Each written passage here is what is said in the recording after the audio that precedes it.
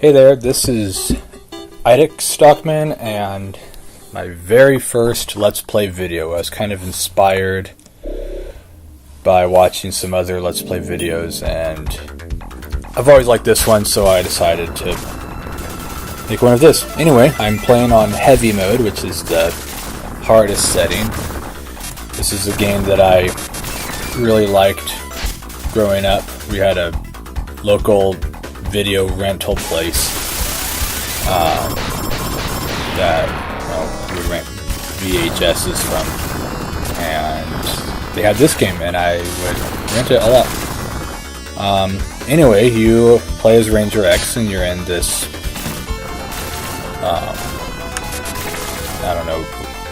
large robotic suit, and you've got this motorcycle.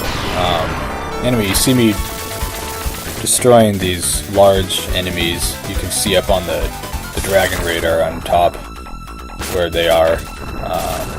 So there's 5 of them left, and there's a right arrow indicating that they're all to the right. And you have to destroy all of them.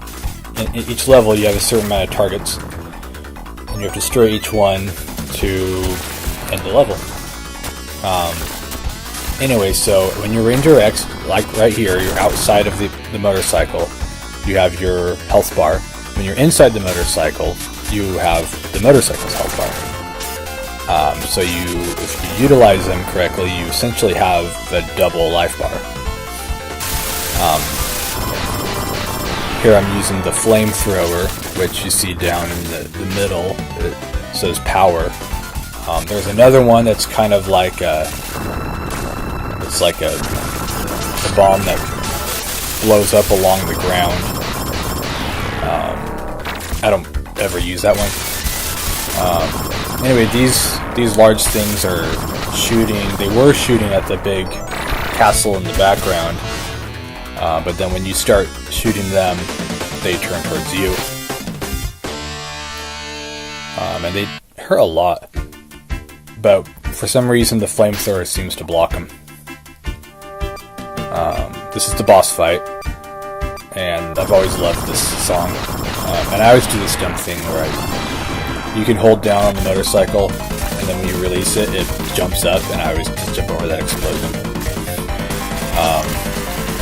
Anyway, when you're in the motorcycle, all you do is hold so right here I'm holding the C button, because the C button shoots to the right, the A button shoots to the left.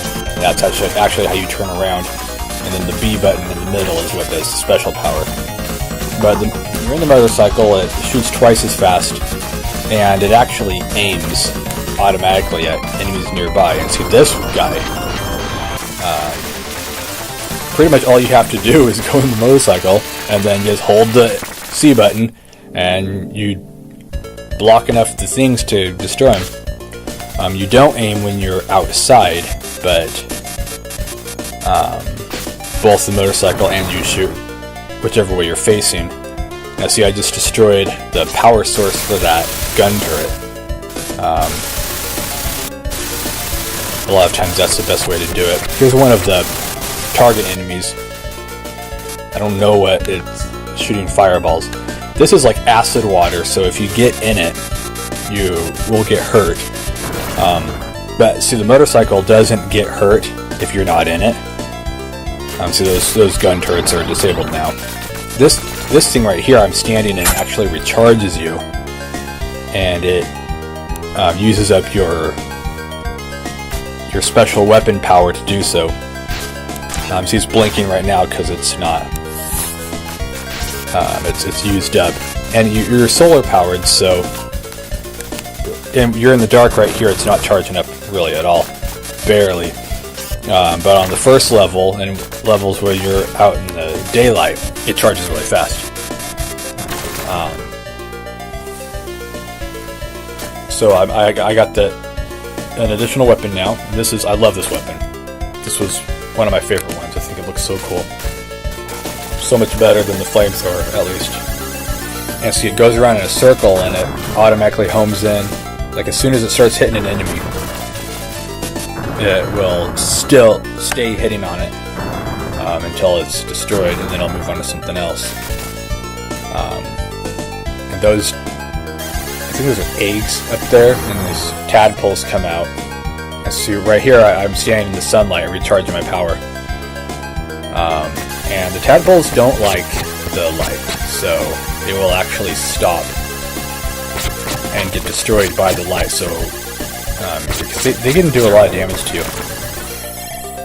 And if you are in the sunlight, then they won't get you. So that's really your only way to stay safe from them. Only got 2 more of them left. And so you have a jetpack, and you see in the lower right, it is in the blue. It's cooled off. It cools off really fast, but if it gets too hot, then you can't. You have to rest it again. Here I'm just coming over to destroy the power. I kind of messed up here and gotten the acid too much, and I got hurt a lot. See those tadpoles up there, and then I fell back down. You don't have to come over here, but there are 2 energy sources, and there's a lot of gun turrets ahead, so it disables all of them, which is nice. Here I'm going to actually go over back to that healer thing. I had to recharge my power first so that I could have enough to heal, just because I got hurt so much because I messed up. But yeah, on heavy mode, there's a lot more enemies and they do more damage to you. And there's also no healer stations in the first level, which there are on easier ones. See right there, I can't fit through that area standing up, so I have to go in the motorcycle. And I always like how it could push its way through enemies, and it's not like on other games like Mega Man where you get hurt by touching enemies. You only get hurt by their weapons, which is a lot more how I think it should be.